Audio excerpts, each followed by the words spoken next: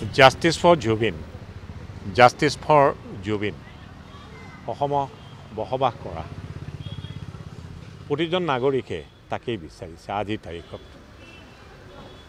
আইনৰ ঊৰ্ধত কোনো যাব নোৱাৰে ইংৰাজী ভাষাত দুটা আওপুৰণি মেক্সিম আছে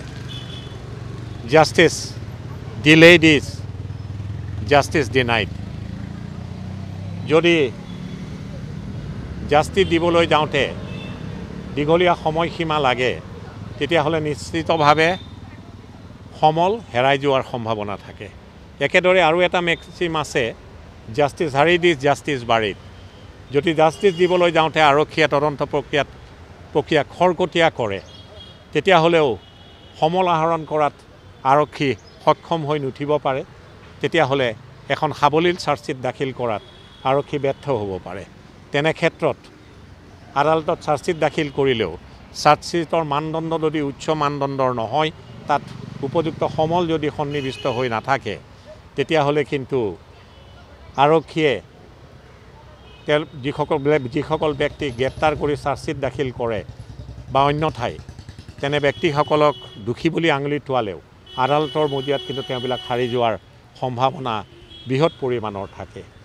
সেইকাৰণে মই আইনৰ ছাত্ৰ হিচাপে ভাবোঁ যে মিডল পাথটোৱেই বেষ্ট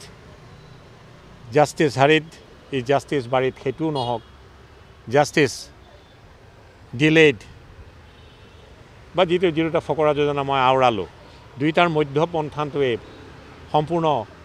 আজিৰ তাৰিখত সাৱলীল হ'ব বুলি মই ভাবোঁ আৰু আৰক্ষীয়ে ইতিমধ্যেই কালি যিখন আৰক্ষীয়ে SITৰ যিখন প্ৰেছ কনফাৰেঞ্চ আছিল তাত স্পষ্টভাৱে কৈছে যে সময়সীমাৰ ভিতৰত চাৰ্জশ্বীট দাখিল কৰিব অৰ্থাৎ সেই সময়সীমাটো